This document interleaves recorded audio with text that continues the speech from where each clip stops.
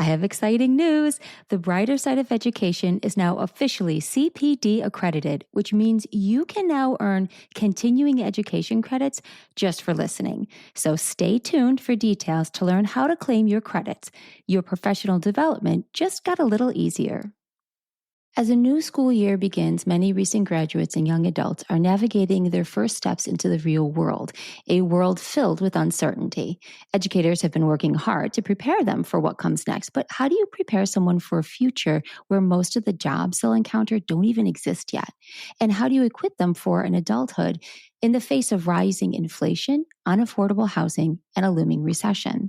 These are daunting challenges, but perhaps the real question is, what are we really teaching our students about success and security?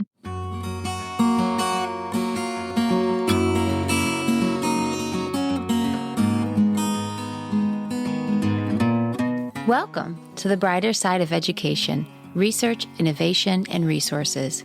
I'm your host, Dr. Lisa Hassler, here to enlighten and brighten the classrooms in America through focused conversation on important topics in education.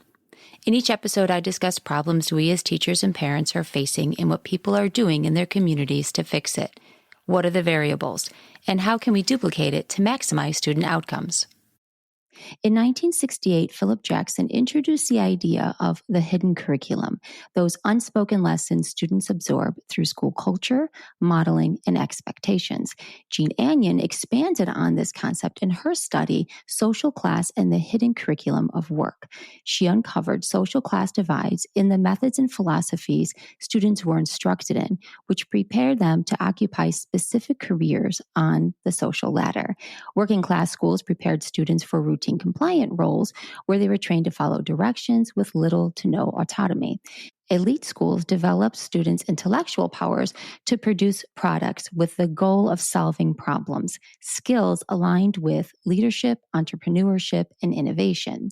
Barry Garapedian, author of Winning the Game of Life, The 7 Lessons You Never Learn in School, speaks directly to this. Drawing from 4 decades as a financial advisor and mentor, Barry argues that students who learn to create value rather than simply follow instructions won't fear economic instability. They'll meet it with confidence, knowing that they can generate solutions. He invites us to think differently, to ask students not just what they want to be, but what problems they want to solve. This mindset shift from passive instruction followers to active solution creators has the power to transform both education and the trajectory of our students' lives. Today, we'll dive into how educators and parents can foster that shift, preparing students not just to survive, but to lead and thrive in a world full of unknowns. Barry is with us today to help us explore how we can move from theory to practice. As the founder of Mag7 Consulting, he spent nearly 4 decades mentoring young people to do just that. Think beyond traditional definitions of success. He brings both real-world experience and a deep understanding of what today's students need to thrive.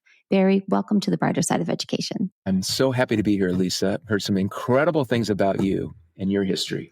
Awesome.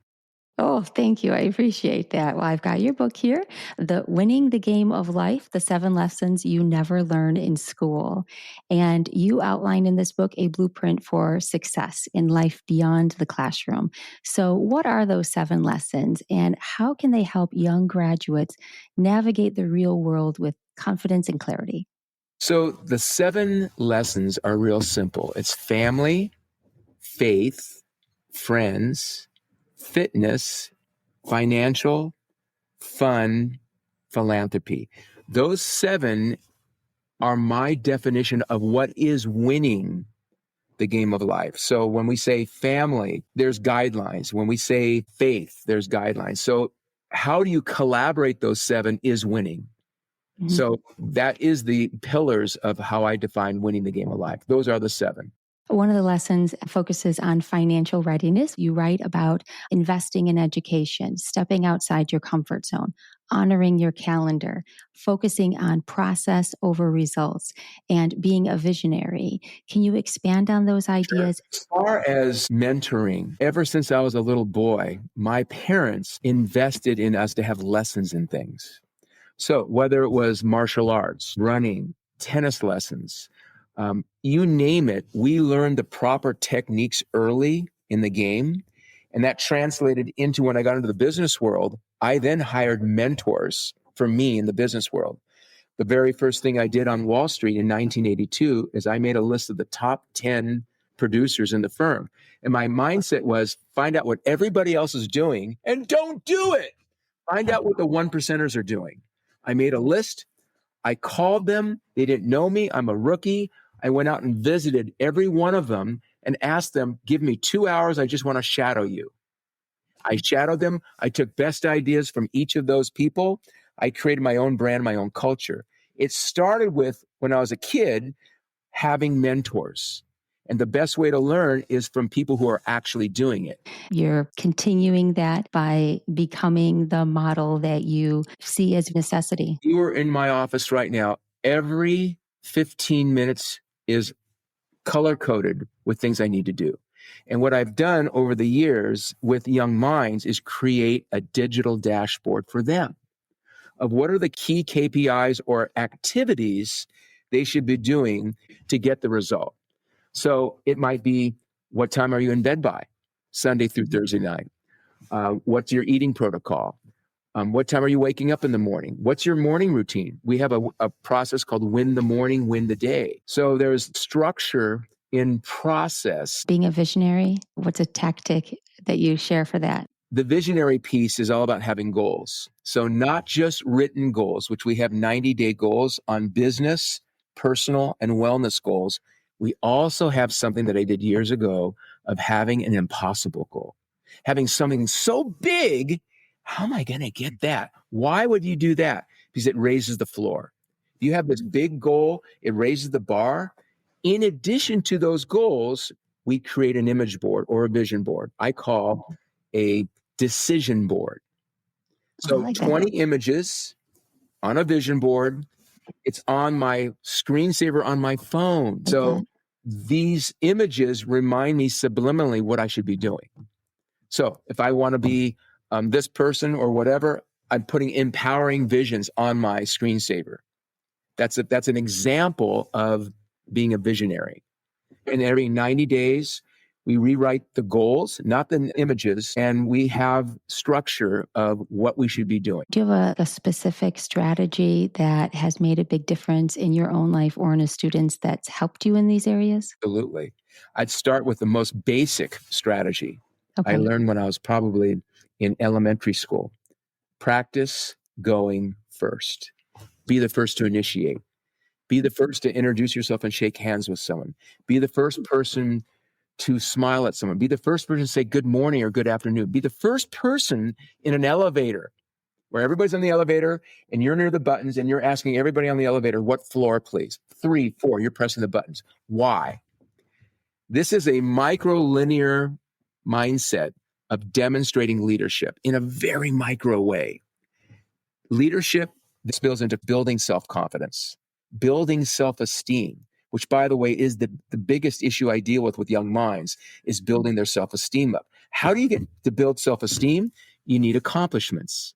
You need a lot of accomplishments to feel good. So I would say practice going first is the first step to building that mindset. And that's something I learned very early from mentors of mine. Many young minds are frightened to fail, and they sabotage themselves. They're in this scarcity mindset, and they're not going to grow that way. You have to release yourself. So the mindset is fail forward. No one wants to fail, but it's the only way you're going to get ahead is by learning, and it's either winning or you're learning. You talked about self-sabotaging language and mindset. One of your posts discussed 4 weasel words: try, can't, need, and bad. Yeah, those words are disempowering. The mindset should be relentlessly useful. In other words, you walk into a room, how can you add value to anyone? So value creation is the game of, there's material value, which most kids don't have money. There's emotional value and there's spiritual value. You can give emotional value and spiritual value. The key is to find out where people are suffering or where their pain is and find a way to help them with their pain or suffering. That is a third vault conversation. A first vault conversation is in the bank. The first vault, did the Dodgers win? It's a beautiful day. Second vault conversation is more storytelling, a little bit more in depth about who you are.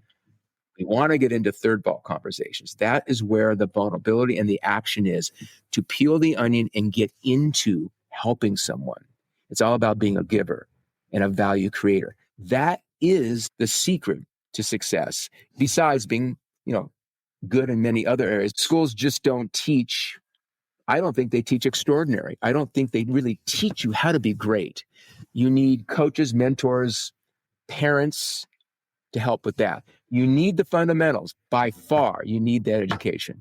But to make you extraordinary, there's other things. So what's that other thing? Be a giver, not a taker. You wrote on your book, true success isn't about you, it's about the value you create for others. Exactly. And you put a strong emphasis on value creation. Why do you believe it's so important? It's all about the positive energy that you have. By doing positive things, it brings good energy to me. So for every one negative episode, you need 3 positive episodes to offset a negative. You need a 5-to-1 ratio to thrive. So doing nice things for people, what I call that are lightning strikes. A lightning strike is exceeding someone's expectation on purpose. But it doesn't take money to exceed someone's expectation. It could be a handwritten note. Right. We teach kids how to write personal notes. It might be 2 hand notes they need to write a week. They meet someone. What do? How do you stay connected with that person? A hand note. There might be a text. There might be a video message. The game really is about connecting with people. Mm-hmm. And connecting with people is about them, helping them, creating value for them. So how can educators and parents help students create value and then align it with their passions? Okay, so it is all about access. So I start with the parents. Don't do too much for them. So let them have healthy struggles, quote, healthy struggles. And that means let them fail. Let them go out and see how tough it is. Besides that, access to people in introductions would be helpful. So if mom or dad knows someone in the part of the networking thing, let the young mind get exposed to these other people. That would be something. Or get the kids involved in mentoring or coaching or programs that have structure. At the end of the day, I see parents doing too much for their kids, and it's making their kids like they don't know what to do when they get outside of college. They're just sort of deer in the headlights. What do I do? Right. Too dependent. So it's really disempowering. When you take away so much of their potential independence. You are 100% right on the button with that. And what I've noticed now, the superpower 40 years ago used to be IQ, how smart you were. Mm-hmm. Would mean, oh, you're going to get a great job. Then it transitioned into EQ, emotional intelligence. That was a superpower. And that still is to a certain extent. Now, the new superpower today is AQ, adaptability. Can you adapt into this new world of AI? AI is not going away. AI is going to get bigger, bigger, faster than over the next decade. It's going to take a lot of jobs away. The kids coming out of school now are so blessed with technology. They can do things quicker, faster than any 50-year-old can. And so there's jobs available for them. 70, 80, 90, $100,000 opportunities getting in the door because they know technology. It's the best time for kids, in my opinion. I had seen that you had posted, instead of asking kids what they want to be when they grow up, ask them what problems they want to solve. Exactly. So why is that mindset shift so powerful? And then how does that reshape how young people approach their futures? I want someone who can think outside the box. I want someone who's creative. I don't want a robot. I want someone who can add value and help me with thinking differently. I don't know everything. Things are changing so quickly. Every 90 days, there's new technology out. So I want free thinkers. I want folks that aren't afraid to share their ideas. I want kids that are confident. I like hiring athletes. Why? They've had coaching their whole life. They know process. They're organized. They're disciplined. So show up on time, do what you say, finish what you start, say please and thank you. 4 reliability habits. Easy. Most adults can't do those 4 things. ROI in the true sense means return on investment. To me, ROI is return on impact. What is the impact you have going into a room? That's the kind of kids I'm working with, and I'm developing leaders. So that's the idea of value creation and then aligning it with their passions to feel their full potential. Your approach is shift the mindset into we're here to solve problems, and how can you create that solution, which does create entrepreneurs and innovators. With that, there's attributes of high performers. It's courage, getting outside your comfort zone. It's obviously confidence, self-esteem. There's so many attributes to make someone amazing, but they're hard. A big part of what I do with young minds is books you read, the people you meet. It's the books you read and the people you meet. My kids will read 25 books a year, 2 a month. If you haven't read Shoe Dog by Phil Knight as an entrepreneur, you got to read it. So I'm a big advocate of books, because if you want to get smart and be worldly, it's the books you read and the people you meet. Collaboratively, you have a winning formula. So you've got the introduction of ideas, you've got the language that plays into it, and then you become the expectations of the people you surround yourself with. So if you are surrounding yourself around people that do not reflect your goals and what you want for your life, then are they holding you back then for the future that you want for yourself, your potential? You are 100% right. And I call that you are the aggregate of the 5 people you most associate with. And that's true. You are the aggregate of the 5 people you most associate with. So who are you hanging around with? We know in sports, if you hang around better golfers, better tennis players, your game's going to go up. Same thing with academics. Same thing with winners in business. So think about, who are these young minds hanging with? And it's also, there's studies on, if you're even around a high performer in a 25-foot area, your game still will go up by almost 20, 30%, just being around a high performer. So there's all kinds of studies on that, and it's true. And then the weight of mentors. If you have that access to mentors who are able to then guide you on high performing expectations, your skill level. I can think of all the mentors I had in my young life, and it was vital to me. I mean, you can learn things out of a book, but when you learn from someone who's actually doing it, it's a completely different ballgame. Yeah. And you've openly stated that you have ADHD. So Yes. can you share some personal tips for managing it so successfully? Sure. Well, first of all, I view it as a superpower. I view it as an asset, not a liability. And the way I manage it is by having structure and process in my day. So I'm very organized in my calendar. But I also look at it from the standpoint of anxiety, which is real. There's 3 things that I do. Number one, if I go into anxiety or the little bully in my head, I train my silent voice to talk positively to me over years. So my silent voice is talking to me in a very positive way. But every now and then I get into a gap. And so one, if the anxiety comes in, I will articulate, number one, never to worry alone. So never worry alone, worry with someone. Number 2 is get the facts, Jack. Usually the information it's in high definition and it's faulty data. So get the facts. And then 3, make a plan. So that's my strategy with anxiety. And we all have it. I have it. I allow that negative energy to talk to me for maybe 2 or 3 minutes. And I say, okay, you're done. Now I'm going to have a plan to offset it. I've come up with 16 attributes of a high achiever, what they should be doing. And there's strategies on every one of these 16 that are things you'd never heard of. And you say, well, gosh, networking. How do you network? If you take an introverted young mind who is truly introverted, that won't say anything, how do you get them to meet people? Right. I have a strategy. Very difficult. I have a strategy for that. So it's the power of connectivity. Yes. How are we connecting with others? You have to do different. So again, my opening comment, find out what everybody else is doing and don't do it. Yeah. And a lot of these things that you do, like family constitutions, which reminds me of a school's mission statement, Right, or a classroom's motto, where you have that collective thought of inclusivity. We're all together in this. We have a common goal. And when it's in writing, Lisa, it's another world. When you write out goals or write out a family charter or family constitution, our family constitution, there's 7 pillars, which are the 7 F's: family, faith, friends, fitness, financial, fun, philanthropy. I taught my kids that decades ago.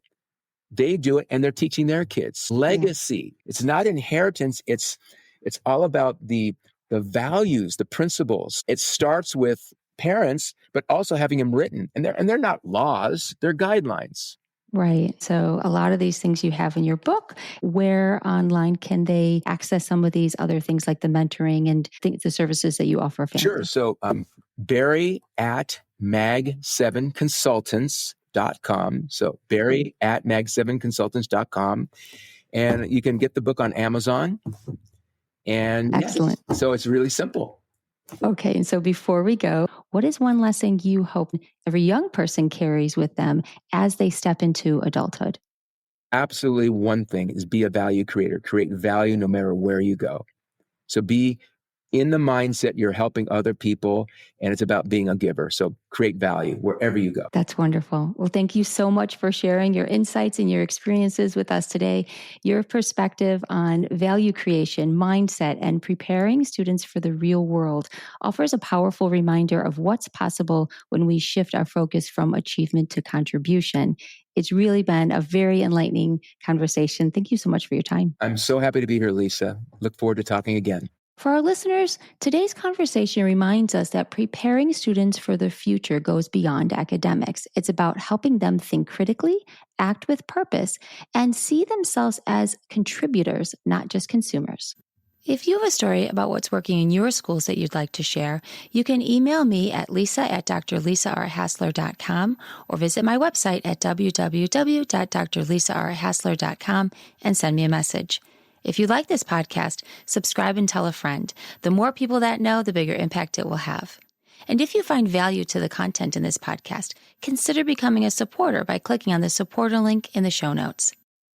It is the mission of this podcast to shine light on the good in education so that it spreads, affecting positive change.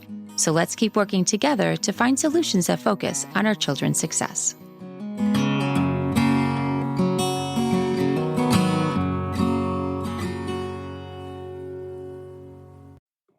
Thanks for listening to today's episode. These conversations, insights, and resources are valuable professional development, and now they officially count. So here's how it works. Specific episodes are marked as CPD eligible, and after listening, you'll be able to download a certificate of completion. This can go towards your required annual learning hours. So head to the show notes, and there you'll find the link and unique episode code needed to claim your certificate.